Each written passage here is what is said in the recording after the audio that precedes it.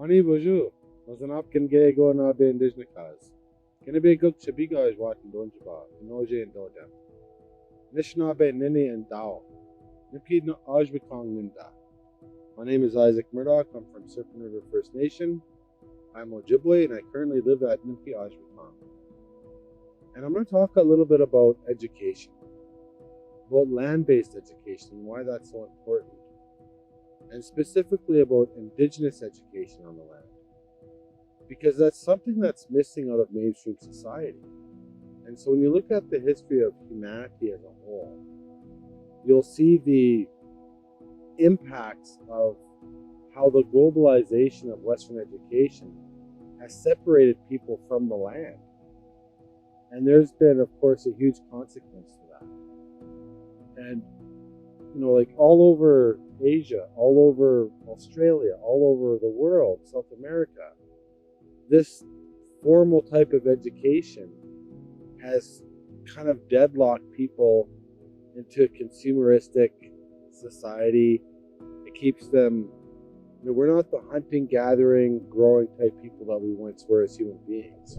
We're all connected to this global market. And, it's all dependent on resource extraction, fossil fuels.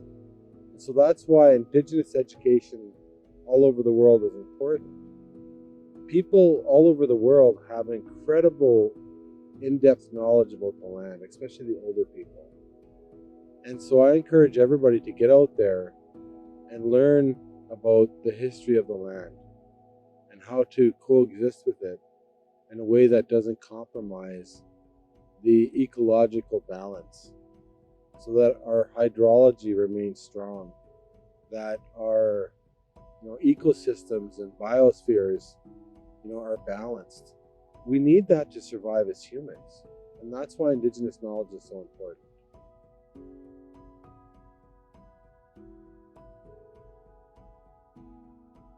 So right behind me is something that we're making called fish pemmican. And we're drying walleye, pike, and also tiny little rock bass. And we're going to dry those so hard, almost like wood. All the moisture is going to be dried out of them. And we're going to pound that into almost like a powder. And then we're going to add maple sugar to it. We're going to add dried berries to it. And it's going to last a long time. This stuff will last for years and years and years. And that's what we're making as fish pemmican.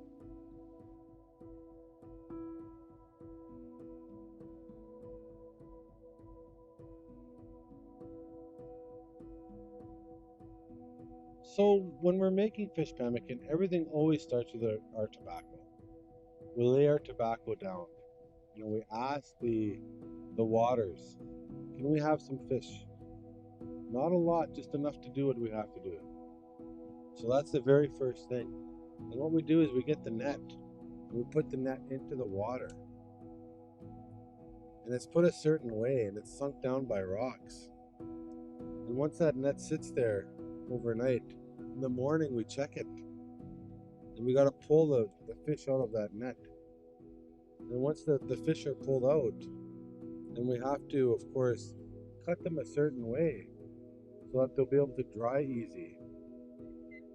And that's really important. And we dry them so that they'll hang on the sticks like this, so that they won't fall off. So there's a certain way that you cut them. And once you're done cutting them, then you have to dry them off so that they're not all slimy and wet. Because you're trying to dry them, you don't want to have slimy, wet fish. And so you dry them off. What you do is you tamp them down. And then once they're not so, like slimy, then that's when you, of course, you cut some poles, you make your smoke rack, and you put your fish on there. And the wood has to be rotten wood, because that rotten wood won't flare up into flames. It'll just smolder, because we're trying to dry the fish. We're not trying to cook the fish. We're trying to dry it. And so we're trying to extract all the moisture out of it. And the smoke changes the chemical composition of the fish over time. And it also prevents bugs from going in there too. Once it's smoked, bugs won't bother it.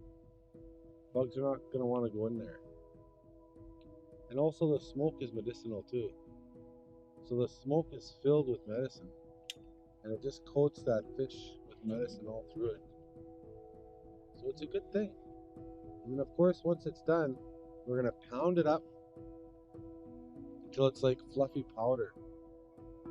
Once that's done, then we're going to add our maple sugar, some dried berries, and that's going to last a long time, a very long time. Years and years and years it'll last.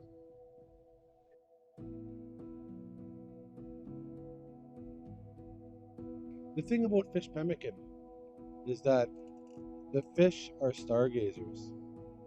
The fish actually, they look at the sky at night and they're able to tell the future because they look through that hole in the sky.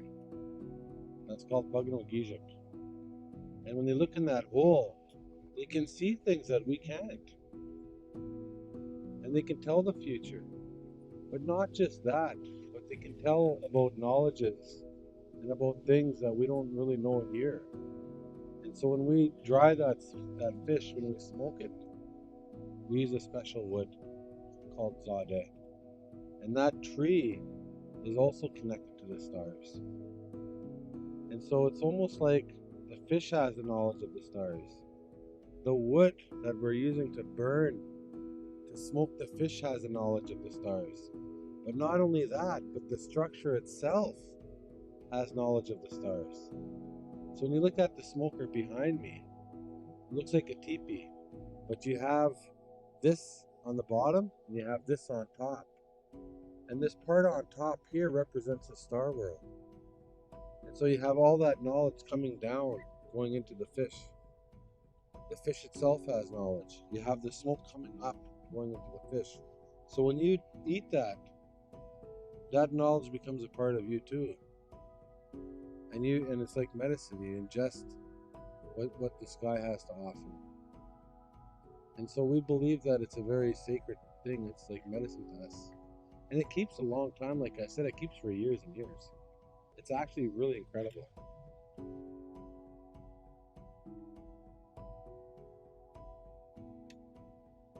So the taste is nice and sweet, but not overly sweet.